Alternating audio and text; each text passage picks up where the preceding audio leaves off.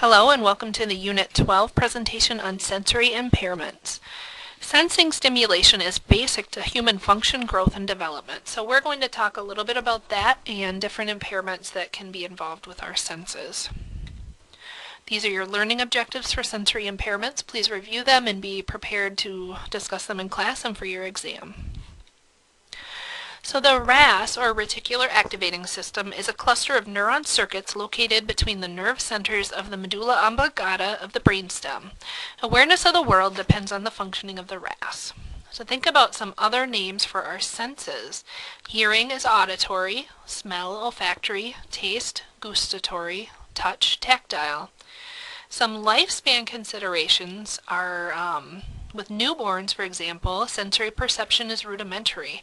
They can't see very well and noises startle them. They receive most of their stimulation through touch, which is why they respond so much to cuddling and rocking. Infants and toddlers sense by exploring. They taste and touch everything. They include singing and storytelling as they become aware of their world. By the time we reach middle age, our sight diminishes and sounds muffle. Sensation decreases with age as well. Sometimes people become desensitized to stimulation. An example of this is when frequent alarms happen in the healthcare environment. Nurses might become desensitized to bedside monitor alarms and not notice them even if there's a problem going on with the patient. This is called alarm fatigue, and it puts patients at risk if nurses don't tend to their alarms. New experiences tend to make us more perceptive. Repetitive experiences causes us to tune out and not pay attention. Lifestyle choices affect the way our senses function, such as with drug, alcohol, or cigarette use. Sensory overload is called hyperactive delirium. There's too much going on for the patient to process at one time. Patients might feel like they're out of control and overwhelmed by their environment. Anxiety, irritability, and lack of concentration are all common symptoms. Routine activity in the healthcare settings can cause sensory overload. Internal factors of sensory overload are things going on inside the patient. These are things like pain, lack of sleep, thinking about an upcoming surgery or medical diagnosis meaning, medications, or hypoxemia. Traumatic brain injury and electrolyte disturbances also can cause this. Information overload is too much information for the patient to handle. This can be with teaching, informing of new diagnosis, or problem solving. The patient often has that deer in the headlights look of confusion. They can't handle any more information. Environmental overload is noisy, bright lights, meeting new people, like with having many staff members taking care of them, being incontinent of bowel and bladder, the room temperature, or bed movements, among other things. So if they have an air mattress or something that's constantly moving, it can cause overstimulation. Sensory deprivation is just the opposite.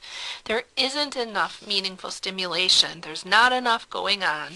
Sensory deprivation is called hypoactive delirium. Deprived environments include situations with patient immobilization, isolation. If they're blind or if they're deaf, these can all cause a decreased sensory stimulus and lead to sensory deprivation. Altered sensory reception is another consideration. So despite getting stimulation from the environment, the person doesn't receive adequate sensory inputs. This is related to nervous system interference. So examples of this include a spinal cord injury or brain damage. We may be stimulating them by maybe putting lotion on their legs or something like that, but they can't physically feel it because of their spinal cord injury, for example. So this is box 36-2 from your text. Different risk factors for sensory perception dysfunction are listed here, including risk factors for sensory overload and sensory deprivation. These risk factors are typically found in the hospital or organizational setting, but could be other places as well. So just take a look at this and become familiar with certain things that can cause sensory overload or sensory deprivation, and then think about ways that we can try to minimize these risks as healthcare providers. We begin using the nursing process with assessment. We identify normal patterns, and that provides the baseline information about the level of stimulation the patient normally experiences, as well as their normal response to stimulation. And just keep in mind that depression or withdrawing from normal activities or relationships can result from sensory deficits and sensory deprivation.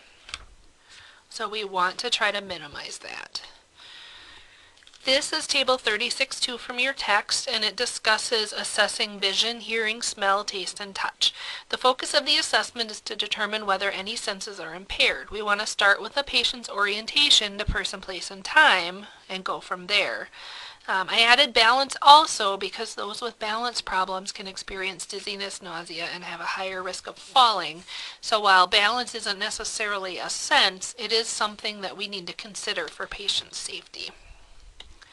So after we assess, we cluster data and form nursing diagnoses. There's a couple here, but if you want to go into Lippincott in that domain 5, perception cognition, that'll give you a list of other related diagnoses you can look at.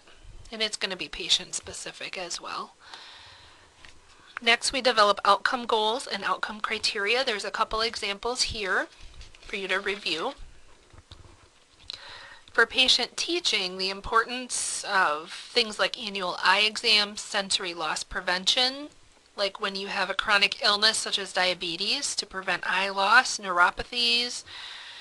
We want to teach people to wear eye protection and ear protection when they're doing activities that could cause harm, like if they're metalworking, you want to put eye protection so you don't get metal in your eyes. If they're listening to loud music, you want to have ear protection and not turn it up so loud.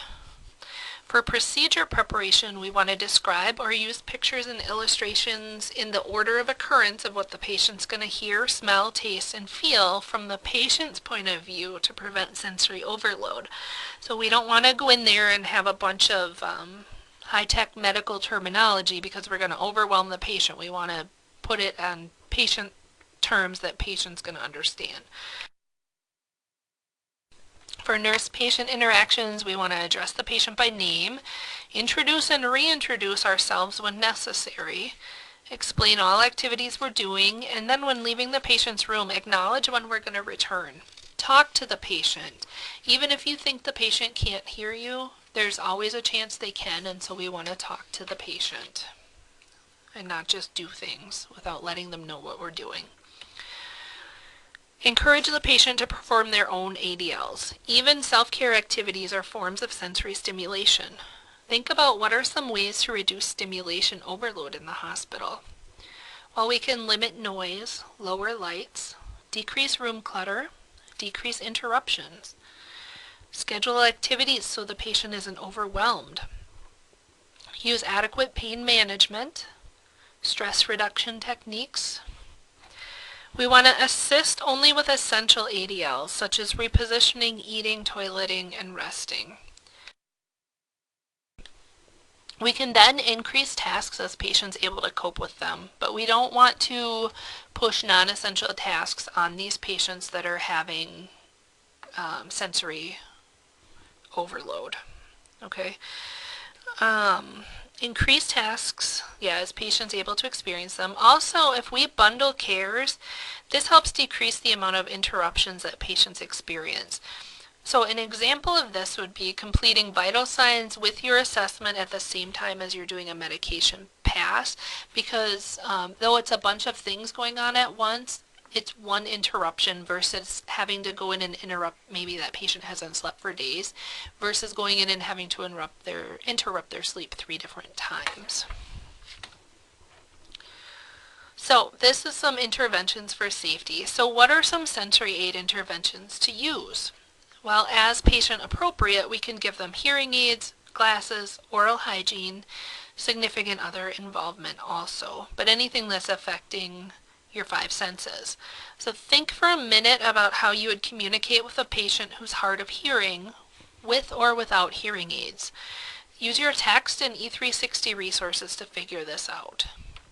What are some safety interventions? Well, good lighting, unclutter the room, assure the call light's within reach, give them a night light, Increase observation if needed.